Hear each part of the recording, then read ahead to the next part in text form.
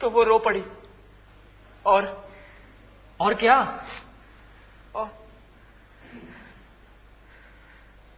اور انہوں نے اپنا یہ سونے کا کنگن تمہیں دینے کے لیے دیا ہے کہ تم اسے بیچ کر جشن کے اخراجات پورے کرو۔ میرے ابو کا تو تمہیں پتا ہے چل نہیں پاتے، اس لیے ہر مہینے ویل چیئر کے لیے پیسے جمع کر رہے تھے، یہ انہوں نے دی۔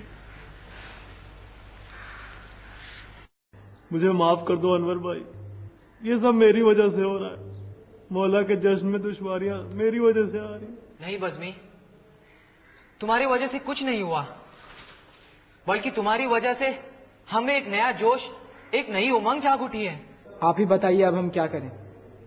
جن لوگ سے چندہ لے چکے ہیں ان کے پاس دوبارہ جا نہیں سکتے، اور ہماری بستی میں جو صاحب ہستی ہیں وہ دنیاوی مستی میں مست ہیں، اس لیے دین کے کاموں میں آگے نہیں آتے، ورنہ یہ پریشانی آتی ہی نہیں۔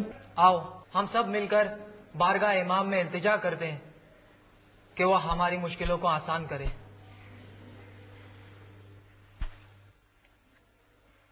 بسم اللہ الرحمن الرحیم اللهم كن وليك الحجة ابن الحسن صلواتك عليه وعلى آبائه في هذه الساعة وفي كل ساعة وليا۔ ڈاکٹر، یہ سب مڈل کلاس کے لوگ ہیں، انہیں امام سے کتنی عقیدت ہے، یہ اپنا سب کچھ ان پر نچھاور کرنے کو تیار ہے، اور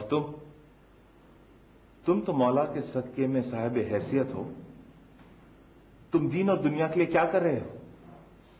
کچھ نہیں۔ کیا زندگی بچانا صرف ان بچوں کا فرض تھا؟ کیا جشن ولادت امام زمانہ کا اہتمام کرنا صرف ان بچوں کا فرض ہے؟ پھر تمہاری پہچان کیا ہے؟ شیعہ؟ تم تو شیعہ بھی نہیں، صرف خود غرض ہو، خود غرض۔ اللہم صل علی محمد وآل محمد۔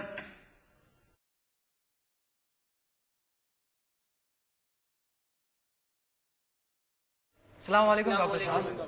وعلیکم السلام۔ ڈاکٹر صاحب آپ نے کیوں تکلیف کی؟ مجھے بلا لیا ہوتا۔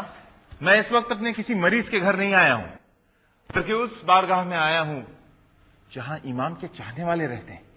ہم کچھ سمجھے نہیں۔ بچوں، تم لوگوں نے میری آنکھیں کھول دی، میں بھی شیعہ ہوں، لیکن شیعہ ہونے کا حق ادا نہیں کر رہا تھا۔